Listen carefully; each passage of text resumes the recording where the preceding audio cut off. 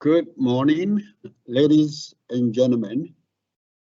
My name is Frank Boahene, the country coordinator for Ghana. We are pleased to be with you for the next hour and a half to present to you information regarding the funding window 2.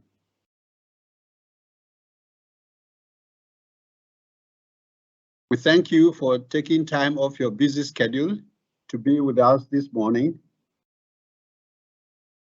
This is an opportunity to seek further clarifications regarding the proposal call for window 2.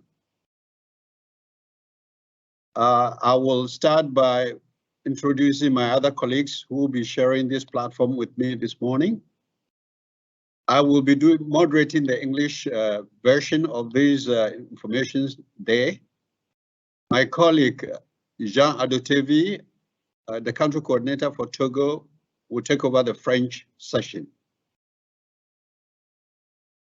This morning, we will be spending the next hour and a half together. My colleagues from Ethiopia, Mr. Ayele Dinker and Mr. George Apeti, the senior skills expert, will follow with a presentation on the funding window 2. Prior to this, we will hear from Mrs. Unami Dube, the team lead skills and employment at AUDA NEPAD. After his presentation or her remarks, we'll then move into the questions and answers segment of the presentation for participants to ask any questions they may have. We intend to wrap up around 11:30, if all goes well, or earlier, depending on how things go. Ladies and gentlemen,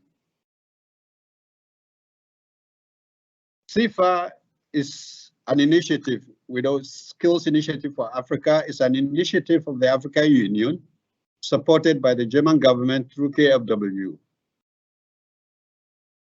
And it seeks to strengthen occupational prospects of young people in Africa.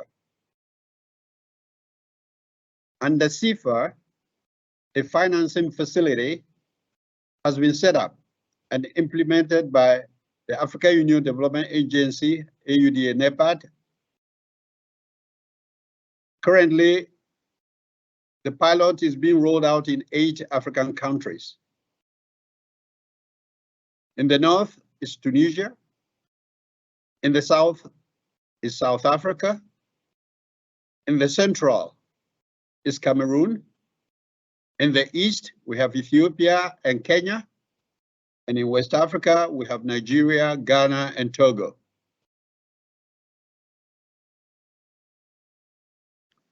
Currently, the funding windows comprises of 3 windows. Funding window 1, which is already under implementation in all the 8 countries.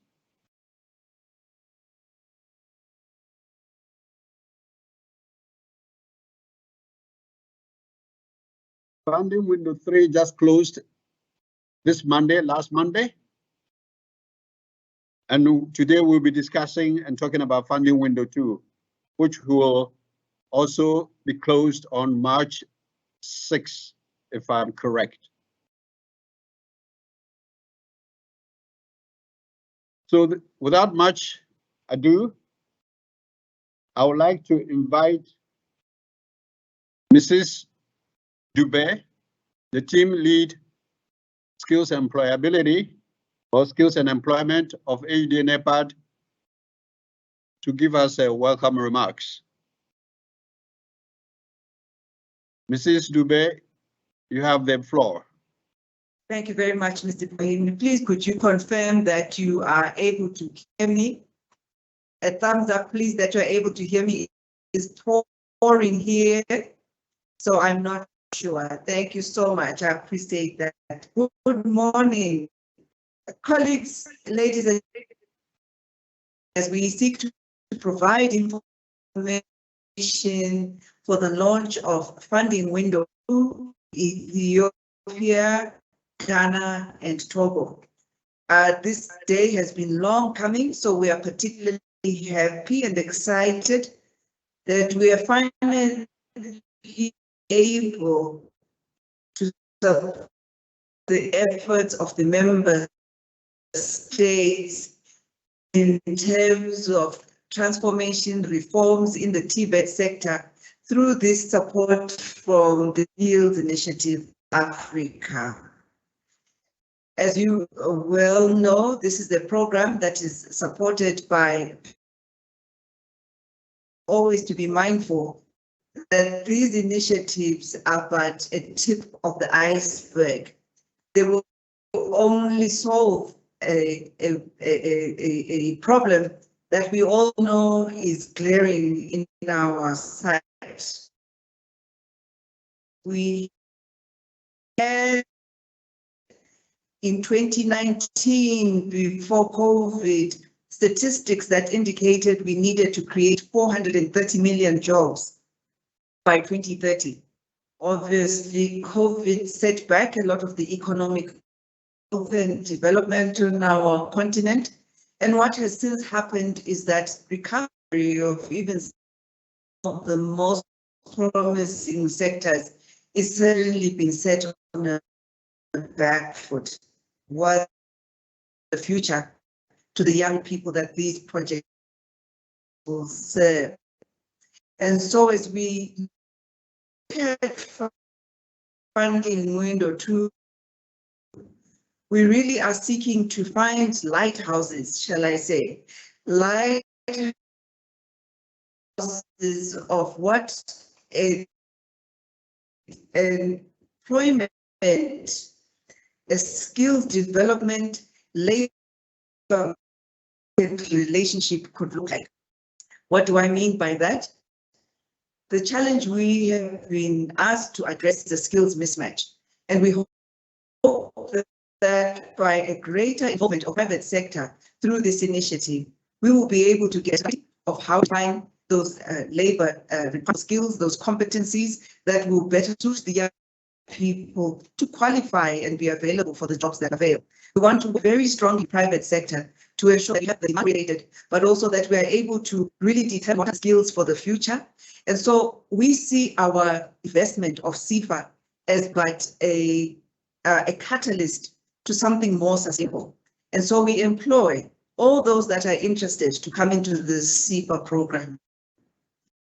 It is not just about the investment, but we really are seeking a partnership, a collaboration that supports the efforts of Ethiopia, Ghana, and Togo to make TVET a credible pathway towards employability of the young people.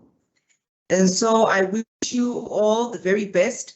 We thank you so much to all the consultants, the SIFA country consultants and team that prepared for us this presentation. And we look forward to an engaging exchange and fruitful discussion so that we can have quality proposals, which will give us a really good job. But we are looking forward to selecting that will be able to work in the countries as a lighthouse to show what TVET do as a pathway to employability. Thank you so much all for your time. Thank you, Nami, for the opening remarks. And now we'll move on to the presentation of the funding window 2. This will be undertaken by my colleagues, George Apeti and Ayele Dinka. So may I invite George and Ayele? Okay, thank you, Frank. Do you hear me, by the way? Yes, I can hear you. Thank you very much. I'm Ayele Dinka, Country Coordinator of SIFA FPC Ethiopia. I'm going to present information related to funding window 2. In this presentation, myself and my colleague will see the following points. What SIFA is, what do we mean by funding window, what are SIFA partner countries, a special feature of funding window to application process, partnership in funding window 2, types of project funded by funding window 2, and finally we will see selection criteria for this funding window. Can you all hear me now? Ladies and gentlemen, Georgia Feti. I will start the presentation and then perhaps my colleague can join me later. So, most of you will be wondering, what exactly is SIFA? And as you've already been told, SIFA is an initiative of the African Union Commission, supported by the German government and the European Union. And the whole idea is to strengthen the occupational prospects of young people in Africa. How do we ensure that young people acquire the skills necessary for the world of work? Under SIFA, we have a financing facility for skills development. And this facility is implemented by the African Union Development Agency, NEPAD, and the financing is from Germany and the European Union through the German Development Bank, KfW. So the SIFA financing facility provides funding for skills development projects in selected African countries, what we call the SIFA partner countries. And then grants are allocated on a competitive basis. And this is important to understand that if you wish to get a grant, you need to apply together with others, and then there is a whole process of selection of the winning grants. Next slide.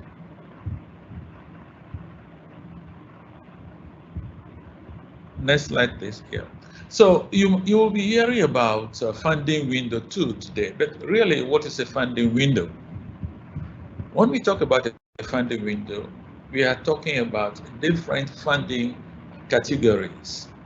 Each category has a specific goal, and each funding window has specific criteria defining who is eligible to apply, what type of project that can be funded, and of course the amount that can be awarded under each of these funding windows. We have 3 funding windows under SIFA, and you are free at your leisure to go to our website, skillsafrica.org, to understand what these funding windows are and what we seek to do under these funding windows. Today, the emphasis is going to be on funding window 2.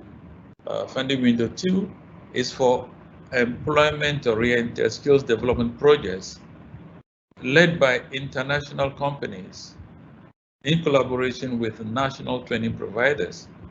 And the whole idea is that we want to see how, by collaborating with international companies, local training providers can train to global quality skill standards, and in this way improve employability and also ensure that we have skills to grow the priority sectors of the economy. So today it's all about funding window 2.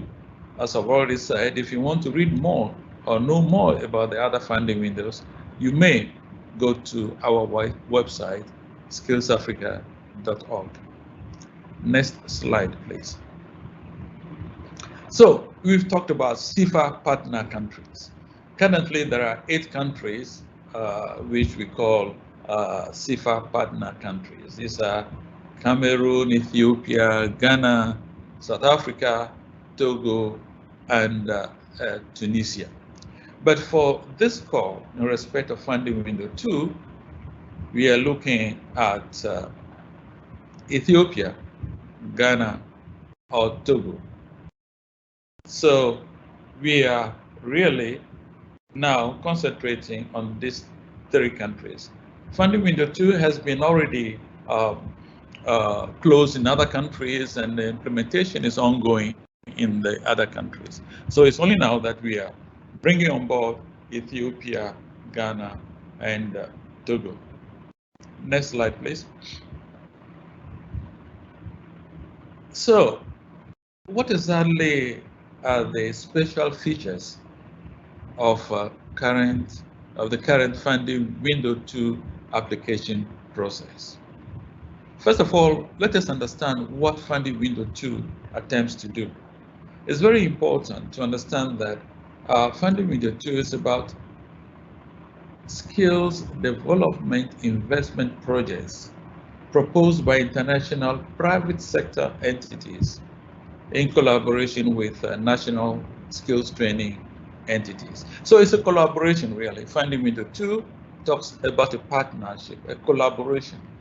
And we need to remember that this partnership must involve an international company and a local or a national training provider.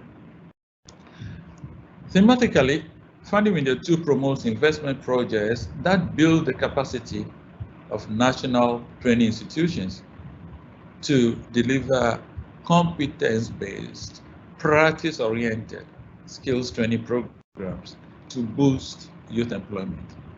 This is also one of the key ideas that you as a candidate for this funding window 2 grant should understand, that the whole idea is the building of competencies for youth employment. Under funding window 2, grants can be given up to €1.5 million per project. So if you write a proposal, you can write a proposal that can eventually give you a grant of about up to €1.5 million. But you will have to also show commitment. You as the candidate for this grant, you have to show commitment. And the commitment we want from you is that you must be able to make a counterpart contribution of at least 30% of the total project cost. So depending on the amount that you are applying for, remember, we will require that you make a contribution of at least 30% in order to be able to show commitment to the project that you are in partnership with a local training provider to implement. Project implementation period is up to 28 months. So if you are writing your proposal, factor in the time constraints that are involved here, 28 months. Next slide, please. Who can apply to funding window 2? Once you are in this session, information session, it's likely that you have an idea of who can apply under funding window 2. Perhaps that's the reason you are here with us. But let me again emphasize the eligibility criteria. Who can apply under funding window 2? First and foremost, the lead applicant must be an international company that is present or plans to be present in the SIFA target country with their own business operations, either in the service sector or in the manufacturing or industrial production sector. So, lead applicant, international company. That is very important. You are either present in under this call, you're either present in Ghana, Togo, or Ethiopia, or you are planning to start operations in these 3 countries. But if you are an international company in any of the 54 African countries, you are eligible to apply. But this intervention under funding window 2 will take place under this call in only 3 countries: Ghana, Ethiopia, and Togo. So other eligible international entities are international chambers of commerce.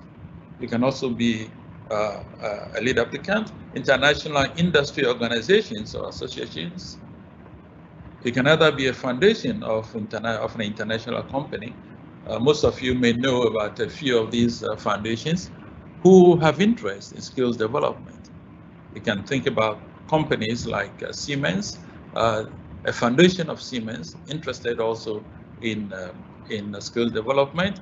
You've heard about MasterCard Foundation and so on. So such foundations are also eligible to apply. And then lastly, we can also consider national industry organizations or associations that can demonstrate that they have a significant number of active international member companies. The idea is still about having a global view of skills development. And let's make it quite clear here that NGOs and CSOs are not eligible. Next slide, please.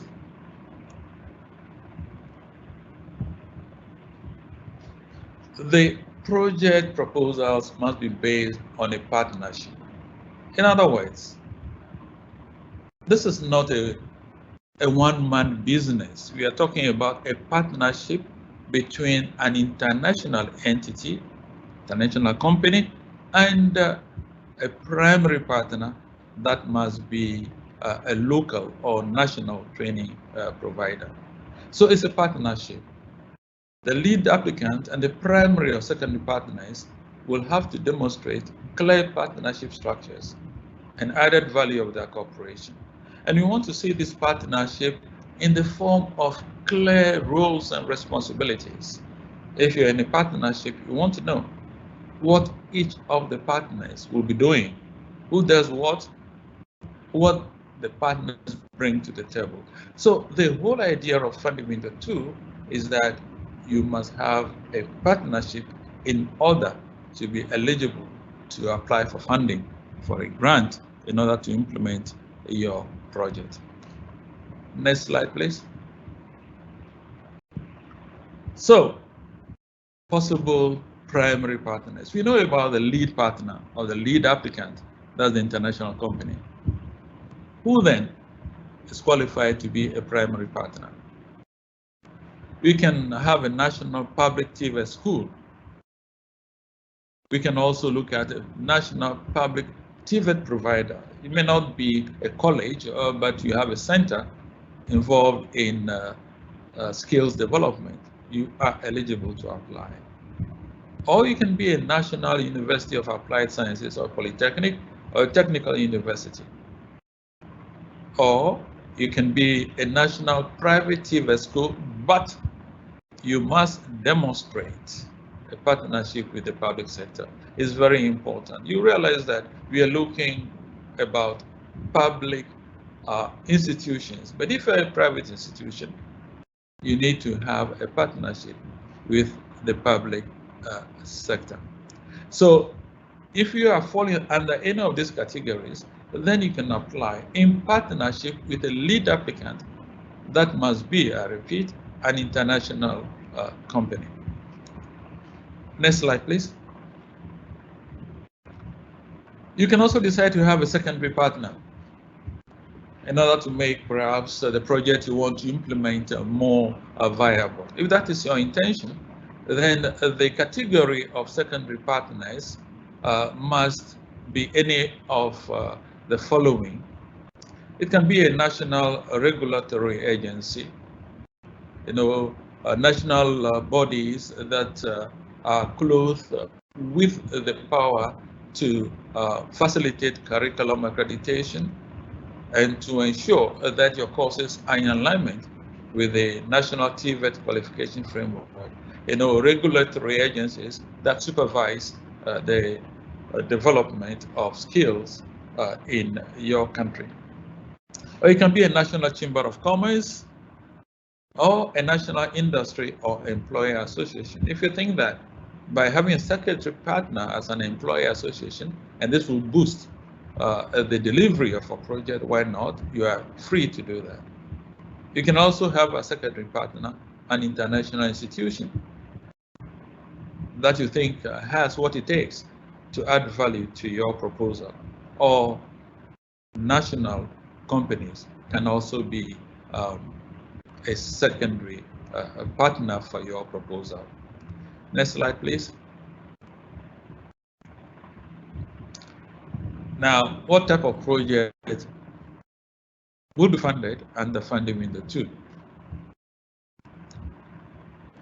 The basic idea is that funding window 2 seeks to build the capacity of national training institutions to deliver quality skills programs.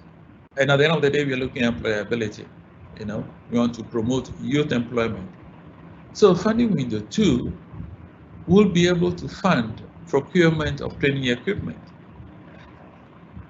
Procurement of equipment that will enable the partnership or the partners to train to the high global quality standards that we are looking for. It is not a case of an international company supplying training equipment to a client, a training institution, and then vanishes into thin air. It is a partnership. So the procurement of great training equipment must be geared towards the training delivery. So it's important to understand that this is not a supply contract from the international company. This is a partnership, a training, a finance and training partnership. Under funding window 2, we can also fund the design, adaptation, modification, improvement of curricula. You have an existing curricula and you think that you can tweak it in order to respond to global standards of skills training. Why not? Under funding window 2, you can have funds to do that. Or you can have money to design a completely new market-driven course that you think will help the economy of your country. Trainers can also be upgraded. If you have trainers that have skills that are obsolete or skills that needs to be upgraded in order to respond to the needs of this particular project, money can be made available for that purpose. In certain cases, if you have learners that are poor, you want to perhaps motivate some poor learners with stipends, it is also possible under certain conditions. And finally, we can rehabilitate existing training infrastructure. We will not build new infrastructure, but if you have a building which you want to renovate to ensure that the training that you want to undertake will be better done in a new environment, then we can support rehabilitation, but not new construction. Next slide, please. Well, as a partnership or as a lead applicant and the primary or secondary and secondary partners, as I've already said, you need to make a commitment to the project. This commitment comes in the form of a counterpart contribution or your own contribution. Now, what are the possible means of satisfying this condition? It can be through co-financing of invoices. We have you are bringing in some equipment and you want to co-finance the procurement of this equipment, is possible. Or if you have any project-related activity that can be quantified in cash terms, this can also be considered as a counterpart contribution. For example, you want to perhaps ensure that your learners are properly accommodated in a hostel or whatever.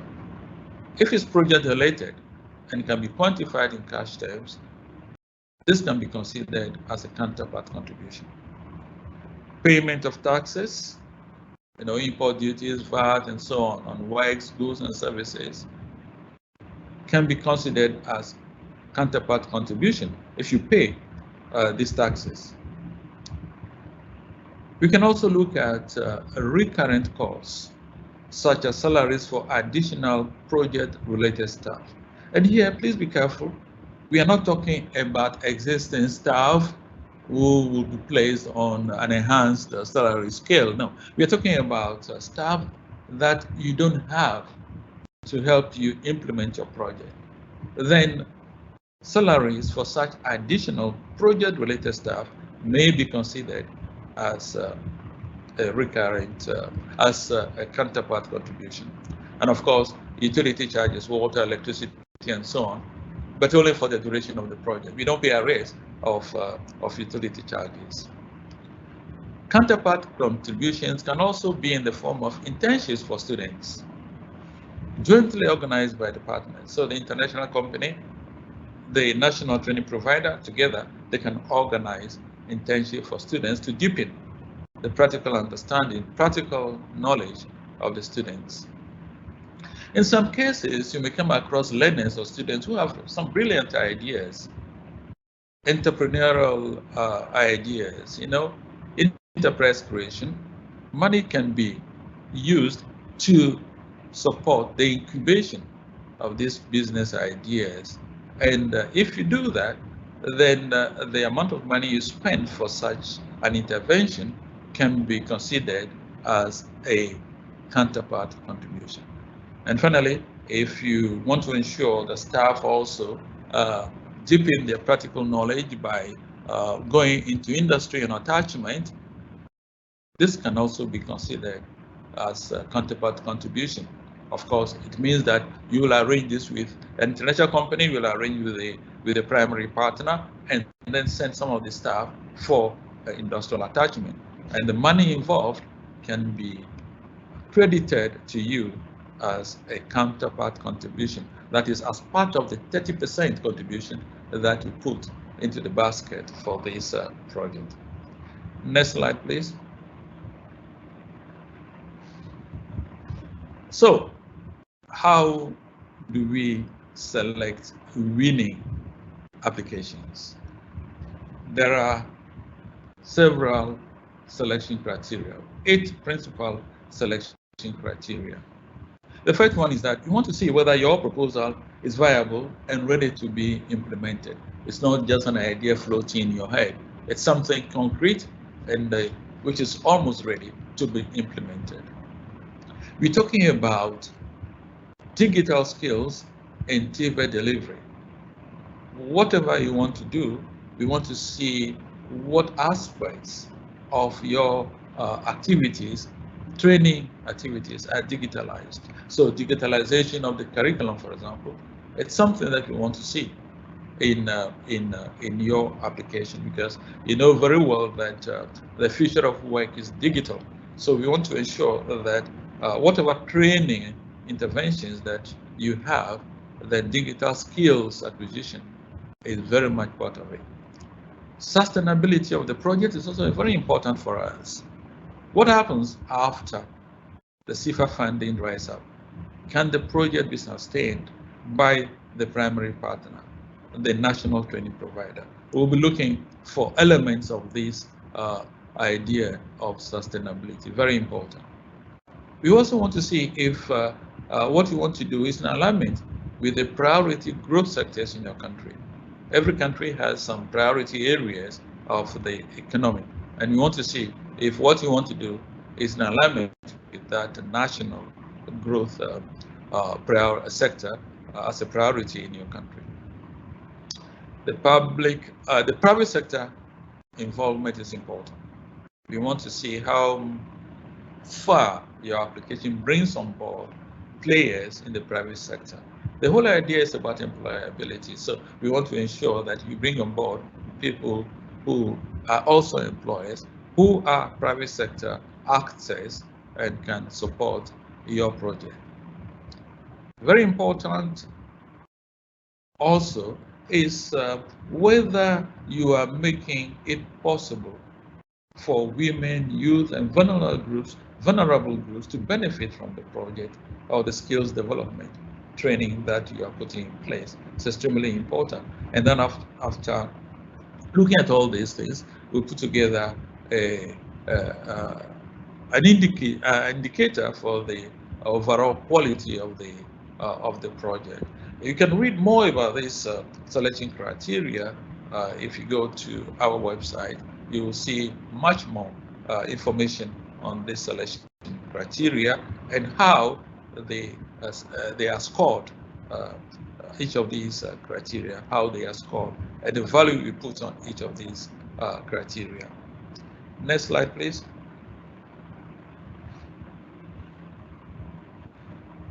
So you are just about knowing what exactly we are doing with Underfunding Window 2. But please take your time, look us up. Facebook, website, LinkedIn. You can always contact us through emails or on Twitter. You will get much more information on Funding Window 2 and how to write a winning proposal. Don't forget that the call will close by 21st March. So you have up to 21st March to submit your application in the SmartMe electronic platform that is available to you when you log on to our website. But in order to ensure that you don't submit a late application, please submit your application well before the 21st. But because the application closes at midnight on the 21st, South African Standard Time, and that is different, that time zone is different from where you are, for example, in Ghana. That's about 10 o'clock p.m. in Ghana.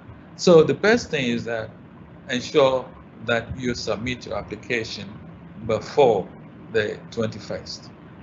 We wish you all good luck, and we look forward to receiving and analyzing and evaluating your proposals. Good luck. Thank you. Now back to the moderator, Frank Bohini. Thank you, George, for that detailed clarification. And we apologize to participants due to the technical glitch. Our colleague Ayele was unable to continue, but we're grateful that George was available to step in. So thank you once again, George. That was a good presentation. And thank you for the correction. I think I indicated in my presentation that the funding window 2 closes March 6th. I apologize, it's March 21st. And thank you, George, for the correction. Okay, now participants, dear participants, you've heard it all. You've heard from him, you've heard from ours. So we will open now for questions, if you have any. This is the time. If you seek clarification rather than a question, also we are here to listen and provide the necessary clarifications that you may need.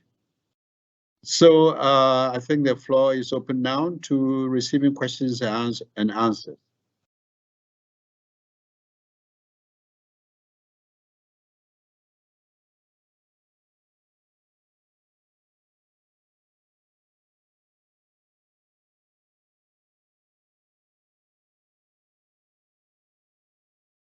Hello. George, would you like to start with the first question answer, because we have received already some of the questions. Now, George, should I start or would you like to start? Are you muted at the moment? George, you are muted.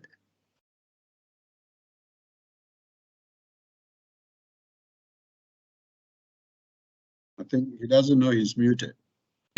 Yeah, now I'm okay. I'm unmuted now. Okay. What's the first question? I can read it out for you. The first question is, can we have the presentation materials? Yes, the presentation materials will be available on our website. So participants are free to log on to our website and also access the presentation materials.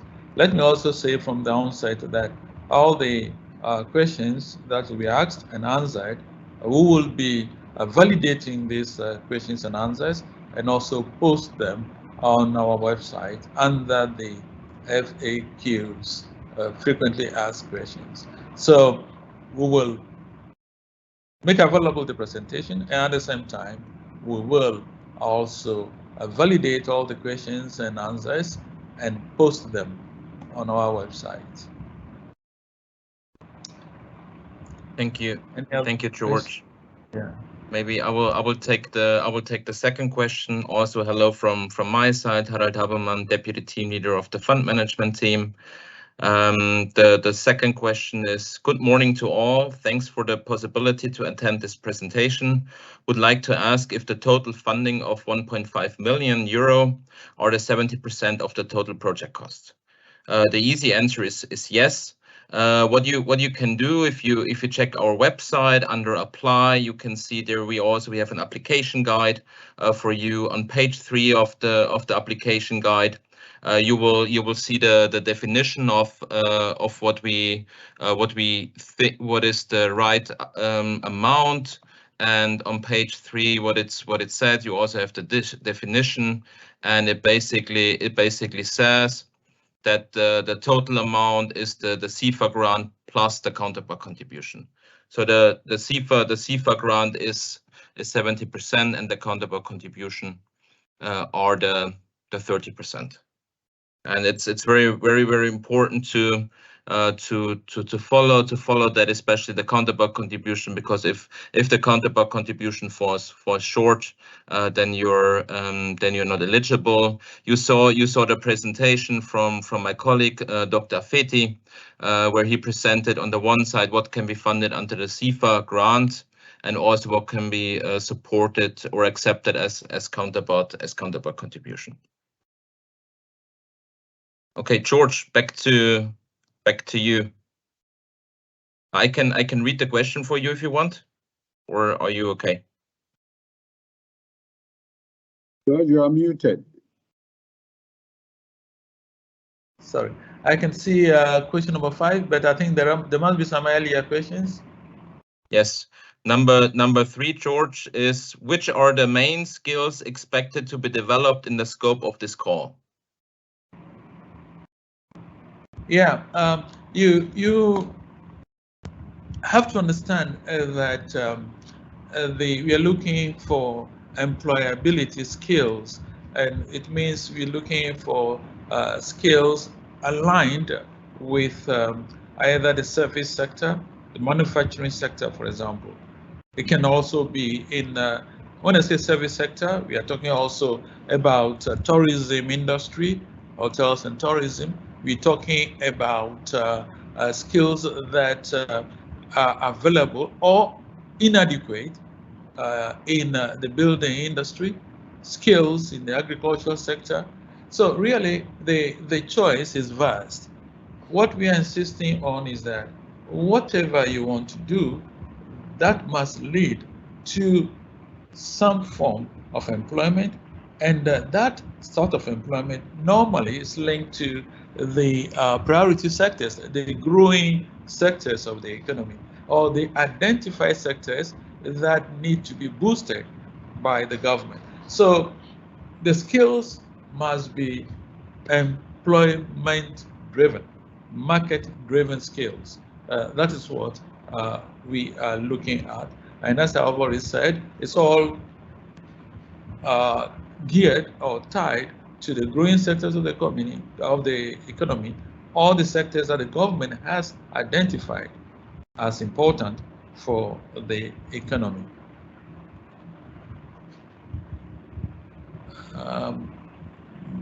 Thank you, George. Yeah. So I will take the next question, which is a very important one. The question is, how can we define an international company? By the number of countries where the company exists. So for us, on the one side, Dr. Feti presented what is an international company, or which other international institutions / entities are eligible. But now we would like to focus a little bit of what really international means. International for us basically means companies outside of Ethiopia, Ghana, and Togo. So this of course includes the companies from EU member states. This includes companies from Asia, from Europe, and from the US. So and all other companies from other parts of the world. This is international.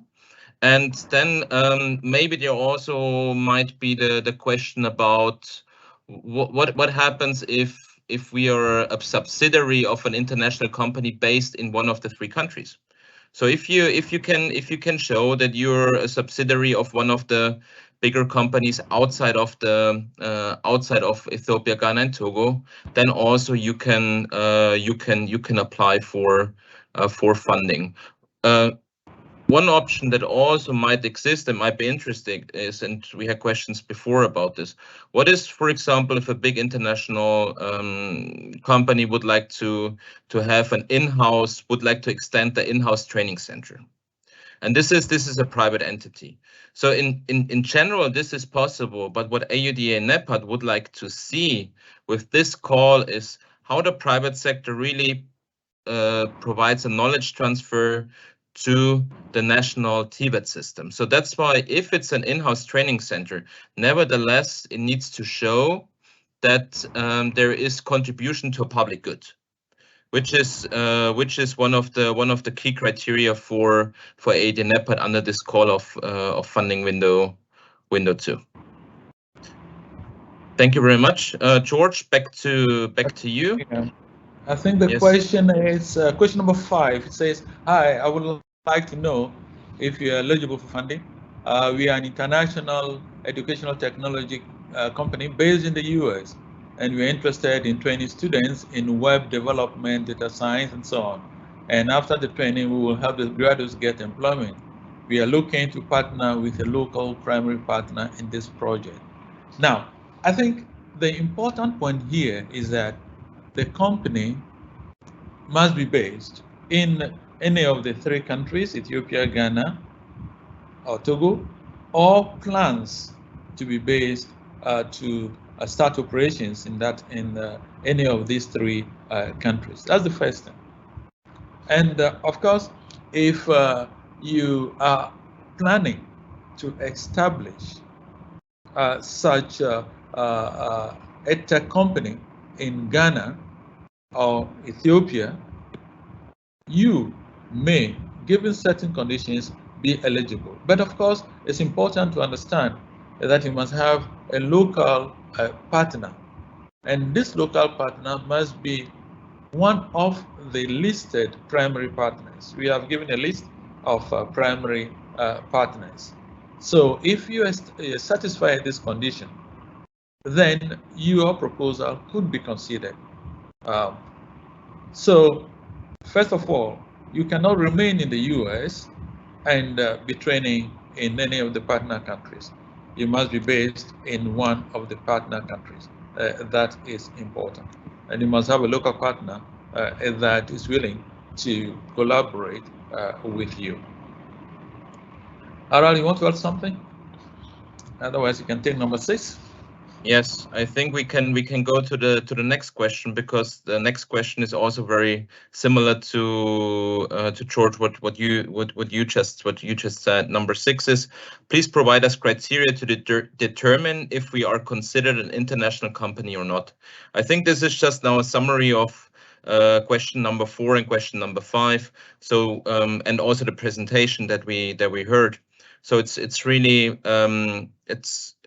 it's really outside of the 3 countries, but planning registered outside of the 3 countries, but planning already have operations in the 3 countries. So this is very very important. And why is it so important? Because as Dr. Afeti mentioned in his presentation, is that AUDA NEPAD looks very much on the sustainability of projects, and the view of AUDA NEPAD is that only if the country has if the company has a certain interest in being in the country for longer term, then we can ensure the sustainability of the project. Because the idea of that call is not to have projects because of that call, but we would really like to see how the partnership is already established, or that the plan is to develop over time. That's why in his presentation, Dr. Afeti focused so much on partnership, because this is what is all about, and to have that knowledge transfer and so on and so on. So that's why I think there's nothing to add to question 6. George, back to you for question number 7. Question 7. Follow-up question. A follow-up question to that. I've got a text message. What do you mean by present or plans to be present? Is it having physical facility or a representative in any of the three countries? Well, I can take that question. So I think what we would like to see is in the end how the context fits all together. So in the long run, just to have one representative in the country might not be sufficient to really ensure the sustainability of the project. But of course, it really depends on the context. And what we would like to see when the institutions or the company is applying, how the sustainability is ensured. So I think it's not, we cannot give a clear answer because it really depends on the context about this, but might not be sufficient to just have one representative there at the end of the project. At the beginning, it might be okay as long as they really see, okay, there is more involvement planned in the country. George, I don't know if there's anything you would like to add. No, I think that's fine. So I'll go on to question number 7. How do we define a national TVET school? Is it by registration with CTVET? Well, a national TVET institution must be an institution that is accredited. You know, you are accredited, then you are a national TVET institution. There are accreditation organs in many of the countries. If you take Ghana, for example, which in fact the question refers to, CTVET is one of the, is the main regulatory organ. But of course, we have the TVET service now. It's a new service in Ghana, the TVET service, which also has accredited institutions working directly under them. So a national TVET school simply means an accredited TVET institution. Yes, I think I don't see any more questions. But there are more coming Okay. up. So maybe I can take the next one if that's fine for you. Yeah. Yes. Yes. So then the next one is partnership limited to a maximum of 3 partners, or can we have more if they add value to the goals of the project? So the requirements of that call is to have a lead partner and a primary partner. It's possible to add a secondary partner, so they build the close partnership.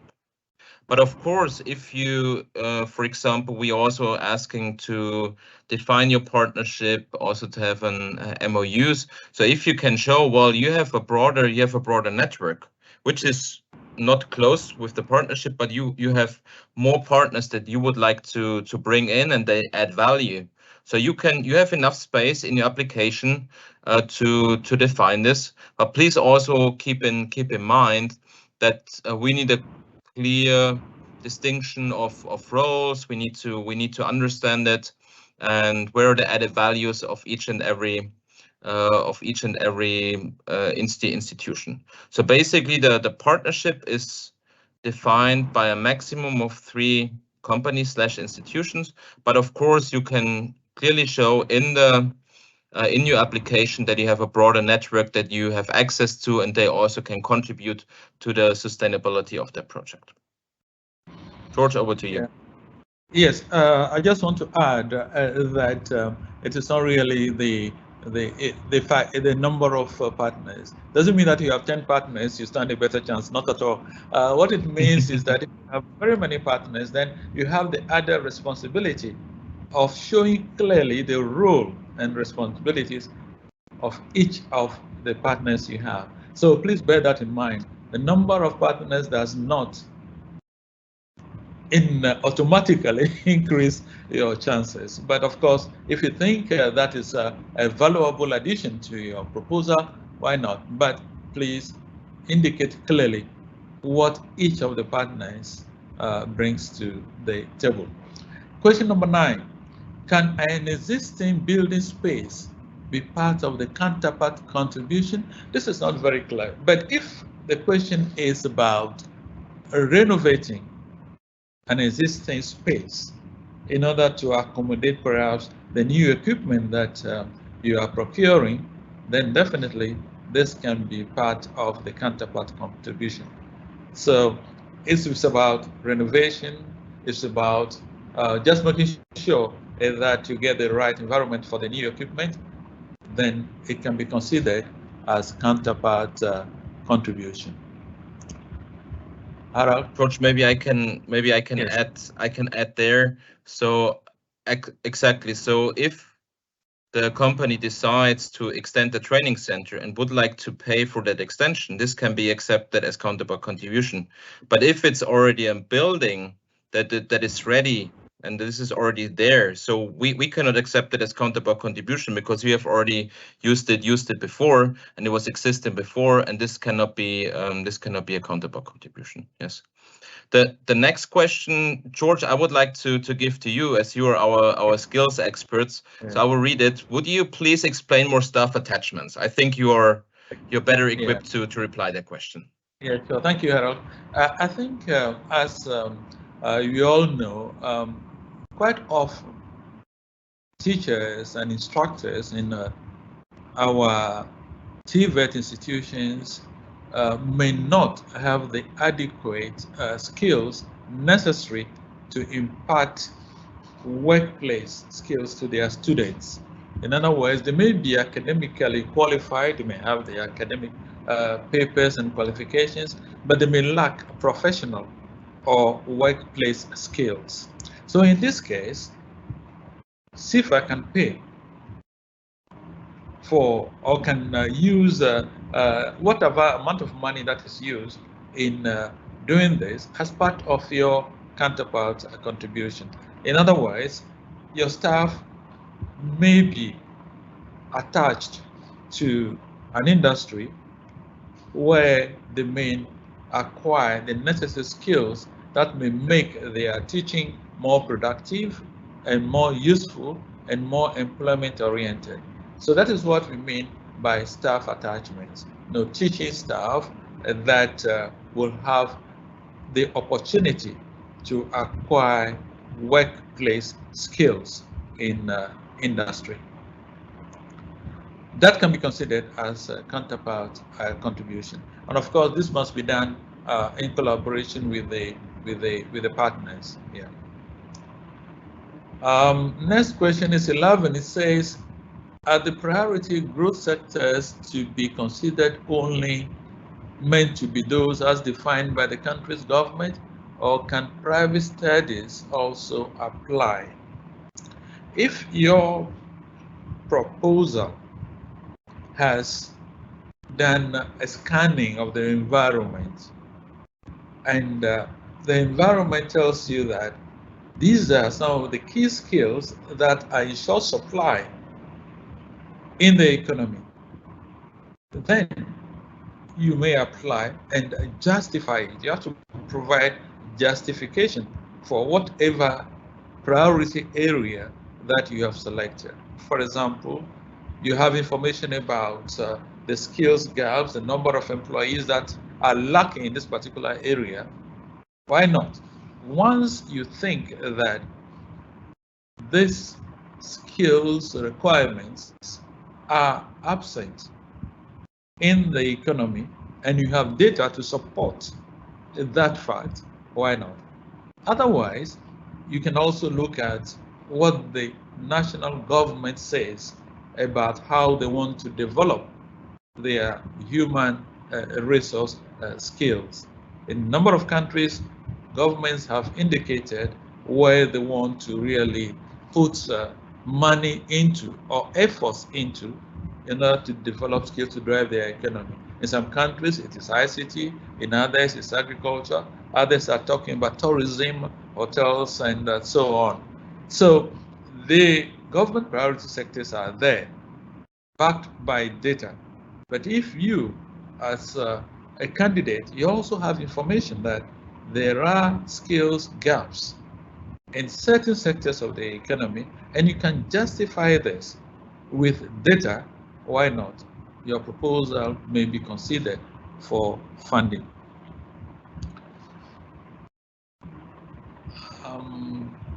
I think there is another question on how much money will be disbursed.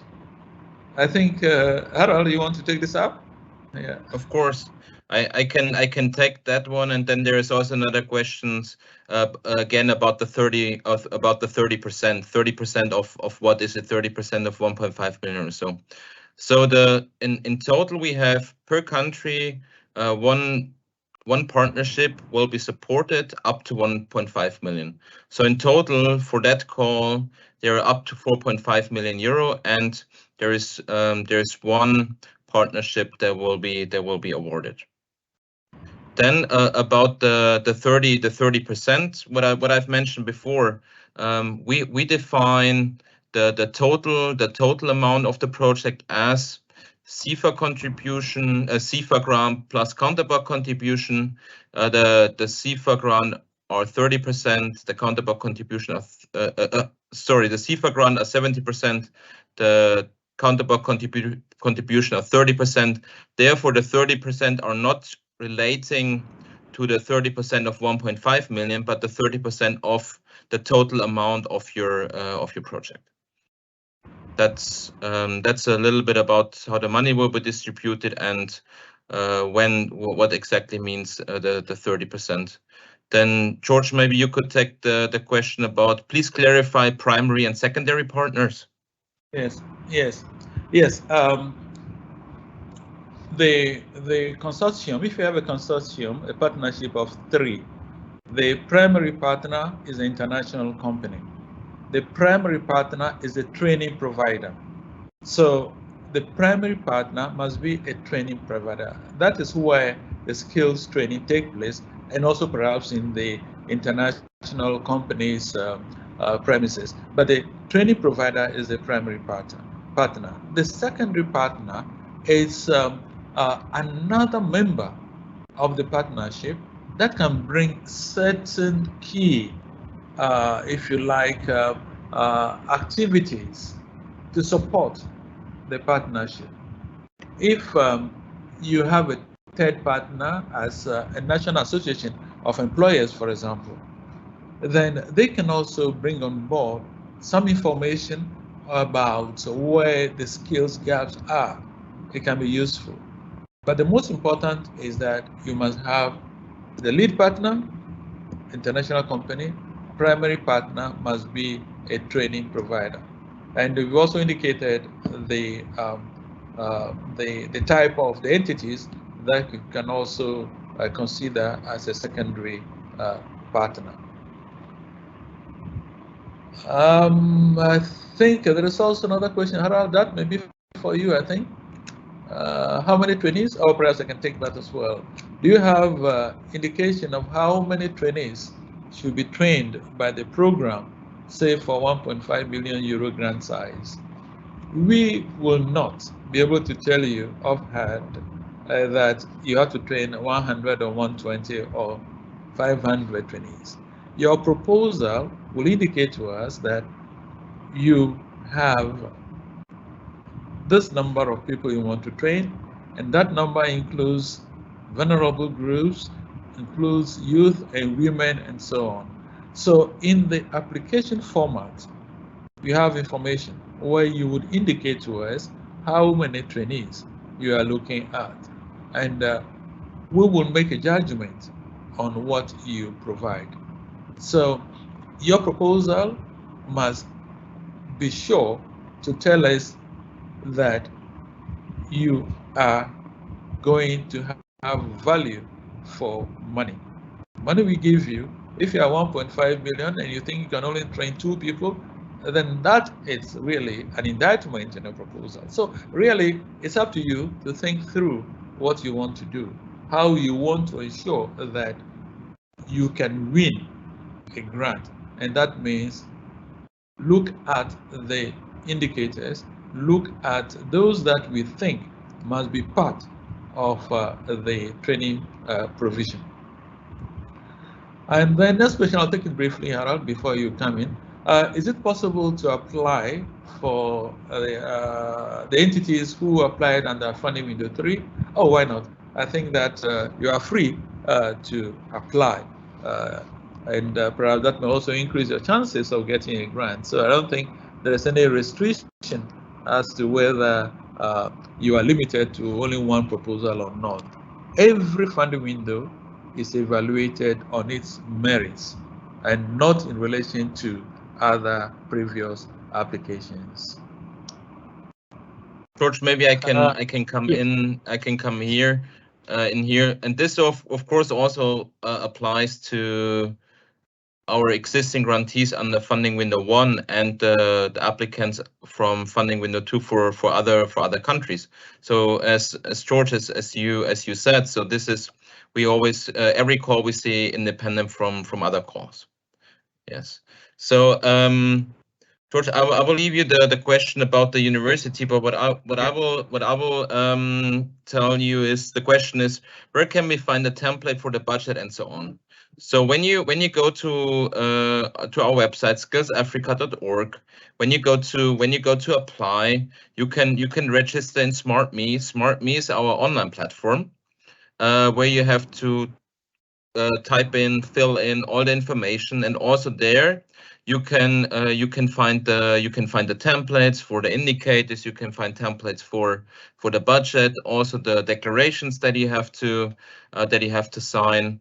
What is also important to mention here is, on the website we have the implementation agreement, a draft or a template of the implementation agreement uploaded. The implementation agreement is basically the agreement between AUD and NEPAD and the grantee. And we uploaded it because during the application you also need to confirm that you are fine with the legal text of the implementation agreement, because in the end the implementation agreement will look exactly like you will see on our website, plus the annexes are your project. So about the indicators, about the budget, about environmental aspects, and so on and so on. So you will find everything on either our website or on SmartMe. So please feel free to register in SmartMe on our website, and then you have full access to what we are requiring. Also in our application guide, you find explanations how you can use the templates, how we would expect them to complete the complete the different forms. If you have any questions or challenges, on our website you find a contact form where you can write us. So please always go through the website. Please don't go, for example, through the country coordinators or through us, because we would like to make sure that we have a fully transparent process. That's why all questions need to go through our website, and then we are always able to reply. We will provide reply to the questions once a week, up to 2 weeks before the deadline. So please keep this in mind. This is also mentioned in our application guide. And George, over to you about the questions. Can the comprehensive national university be a primary partner? Now, you need to understand that we are looking at institutions that are involved in skills development, TVET or skills in development. The acquisition of skills, practice-oriented, employment-oriented skills. If you have a comprehensive national university and the focus is not on skills development, or you don't have a department that is fully devoted to the teaching of skills for industry, you may not be eligible. That is why we mentioned, for example, a technical university and a University of Applied Science, where the emphasis is on application of knowledge for industry, But if it's just a normal teaching and research university, that may not be eligible. We are interested in institutions that teach practical skills for industry. So it all depends. If this comprehensive national university has a department devoted to skills development, the application can be considered. But if it's not geared towards skills development or TVET, then you may not qualify under the funding window 2 requirements. In any case, you need to partner with a lead partner. But another important thing that perhaps we need to bring out here is that if you have a primary partner, a TVET institution, and you are coming in as a secondary partner, you're a comprehensive university with certain key skills that can add value to the partnership, why not? As a primary partner, you need really to be involved in the bolts and nuts of training for skills. Yes, I think we can continue. Harold? Yes, I take the next one. Do companies from SIFA countries other than Ethiopia, Ghana, and Togo are considered international companies? I think when we are talking about Ethiopia, Ghana, and Togo, we are referring to the primary partner. Because for us, the primary partner as a national training provider is the main, well, we can call it main beneficiary, or yes. So that's why we are talking about Ethiopia, Ghana, and Togo.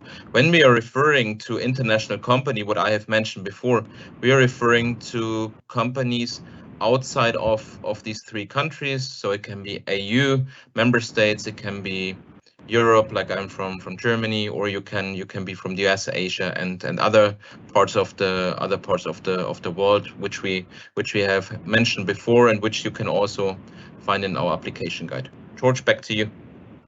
Yes. Can we have the info session video recording on the website, please? I think Michael can answer the question, but I think it's yes. Michael? The answer is yes, it will be published. Okay, yeah, the answer is yes. We will have the video recording on the website. Yes. Next one, Harold, is for you, I think. Yes, the next one for is another interesting one. Also, thanks to all of our participants for so many questions. This is really great also for us to as a feedback to see where the questions are, and as we said, we will have all the questions published on the website to ensure the transparent process. There is a question about this implementation agreement that I've just mentioned. On the agreement is written, AED and NEPAD will be the absolute and exclusive owner of all deliverables. How do we ensure that as a lead partner, our know-how will be secured? E.g., if we develop soft skills, e-learnings. Could you please clarify this? Thanks a lot. Yes, this is a question about intellectual property rights. This is we had this question also before in other rounds of funding window 2.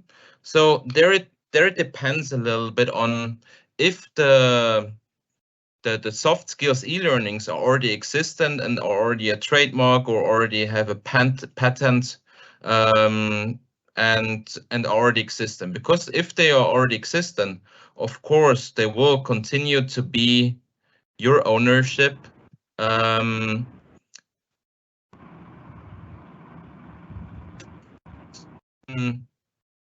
E-learnings are developed with SIFA, with a SIFA grant, then and it's non-existent, then it will be different than what is written here will apply. The other option, for example, is what a lot of international companies were also doing in other funding window 2 courses, saying, well, we part of our counterpart contribution is the development of soft skills e-learnings. And then if it's a counterpart contribution, not SIFA grant, then also, of course, this paragraph will not apply.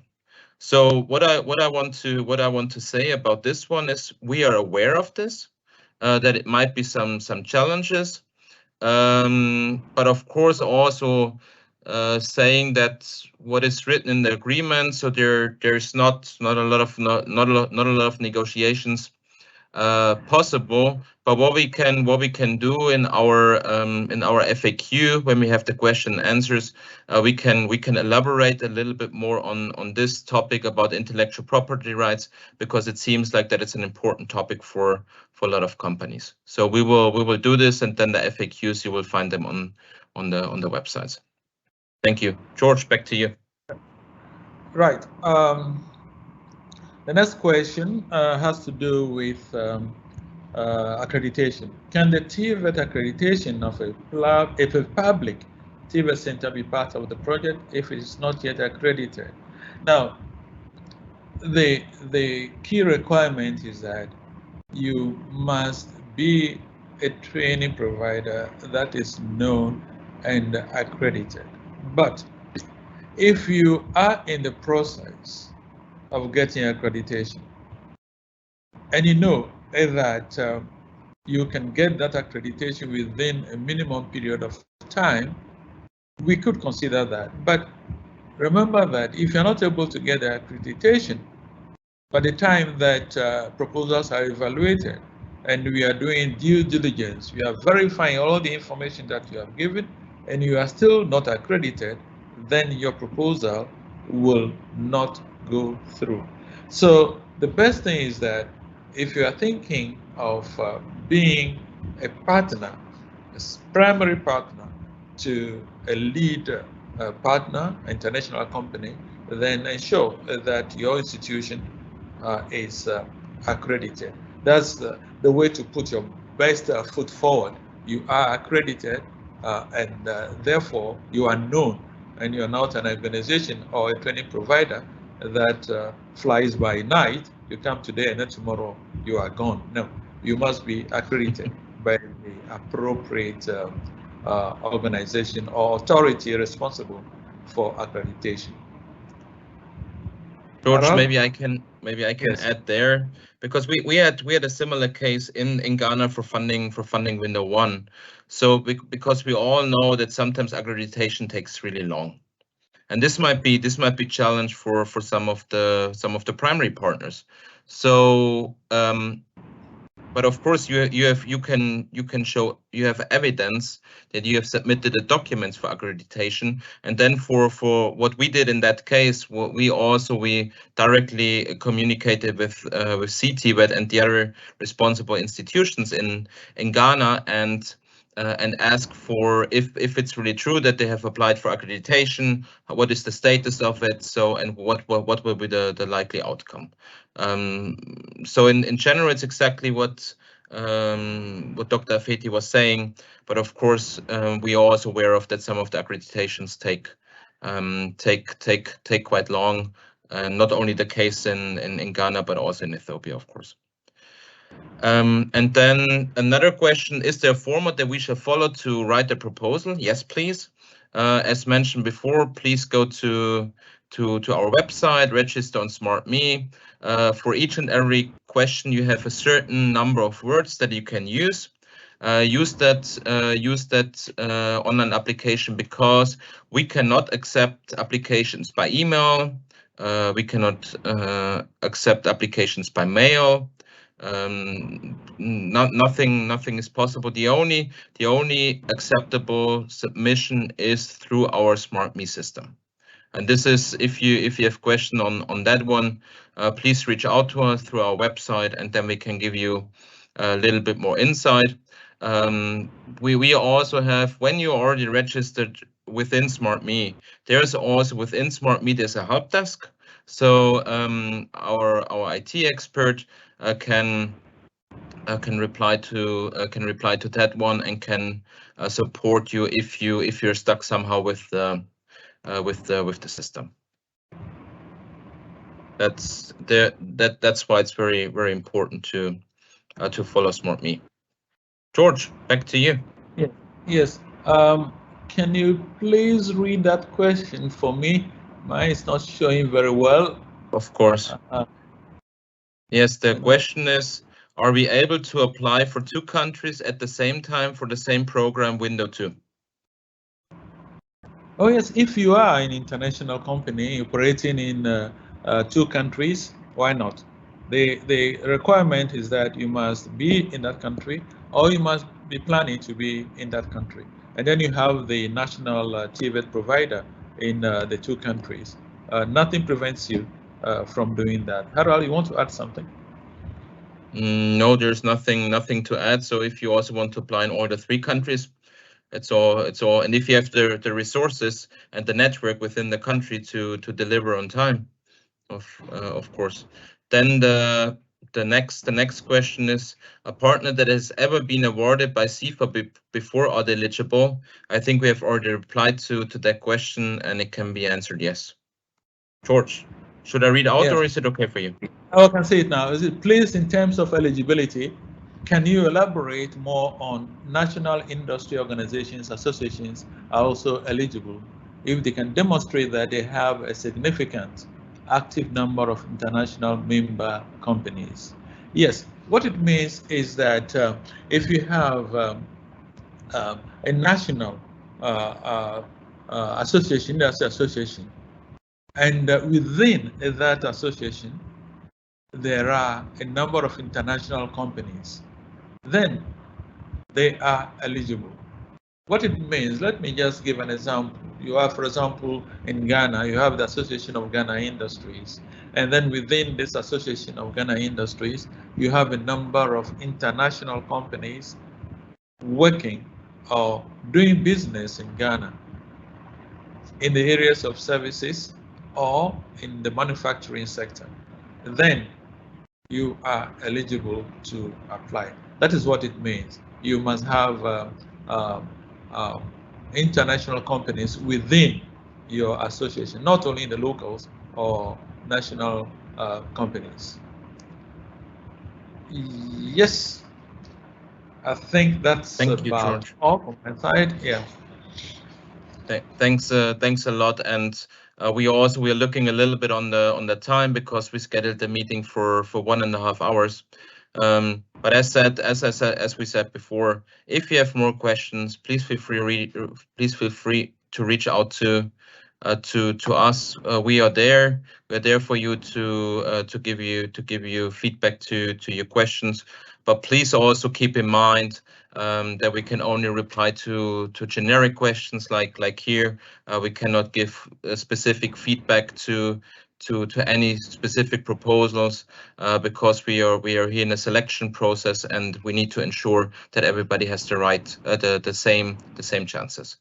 So I would like to hand over to our moderator, to Dr. Boaine. Please, back to you. Thank you, Harold. Thank you, George, for that insightful clarifications to the numerous questions you've had. I think those who don't feel adequately responded to can once again send it in writing, and they will get the necessary responses. Are there any further burning issues? If not, it's almost about 3 minutes to 11:30, so we are right on time.